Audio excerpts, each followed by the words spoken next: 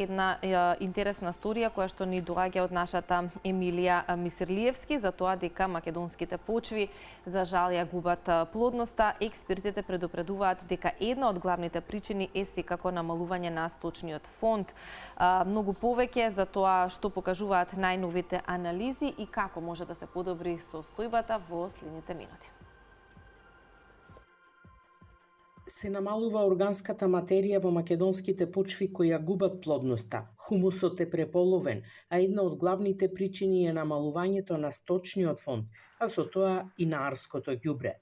Ова го покажа анализите на 47 почвени проби од различни региони во државата, а испитувањата беа изведени во акредитираната лабораторија на Земјоделскиот факултет во Скопје, во соработка со Агенцијата за поттикнување на развојот на земјоделството во рамки на проектот Карбоника.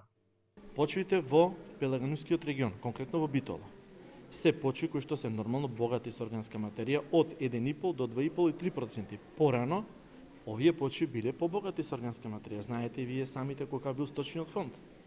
На земјоделските производители кои што имале освен земјоделско производство, имале и сточарско производство и краварско производство и содржината на органска материја од сточните фарми се враќало во сопствените ниви. Целта на ова е, освен што враќање органската материја во почва, е и намалување на апликацијата минерални ѓубрива, заштедување на финансиски средства. Не исто вие ако имате почва со 3-4% органска материја, содржината на внесување на минерални ѓубрива е многу помала. Но генерално почвите во Македонија се во состојба на средно обезбедени до слабо, поголем до на слабо обезбедени со органска материја, налогно на тоа и содржината на органски јаглер. Целта е да преку едукација на земјоделците, преку векторот на преносување на сите тие знаења, тоа е Агенцијата за поттикнување и развој на земјоделството, сите наши теоретски знаења, практични знаења, заедно со Агенцијата, со вработените во Агенцијата, тоа се дипломирани земјоделски инженери и агрономи, да ги пренеса сите тие информации до секој земјоделски производител, не само во Пелагонија, но цела Македонија, да се пренесат тие добри земјоделски практики, се со цел да таа органска материја се враќа повторно во почвата и да се збогатува почвата со органски јаглерод, за да имаме рентабилно земјоделско производство на прво место и зачување на животната средина, борбата со климатските фактори. Резултатите од спроведените анализи беа презентирани пред земјоделците од Пелагонискиот регион.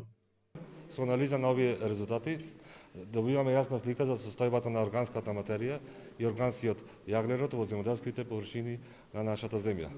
Во изминатиот период, како дел од активностите на овој проект, вработените во агенцијата задоа 47 почвени проби од различни региони во нашата држава и различни култури и со анализа на овие проби добени се резултати кои што представуваат вредна основа за напредување на земјоделското производство и зголемување на квалитетот на почвата. Како агенција, нашата задача е овие научни сознанија да ги претвориме во практични препораки на земјоделците. Како советодавна служба, ние секогаш ќе промовираме мерки кои што ја зголемуваат квалитетот на почвата и овозможуваат земјоделски одржливо производство. Од Агенцијата за поттикнување на развојот на земјоделството велат дека анализите ќе продолжат и во наредниот период, а земјоделците ќе добиваат стручни препораки како да ја зачуваат плодноста на своите ниви и да произведуваат поквалитетни и поодржливи земјоделски производи.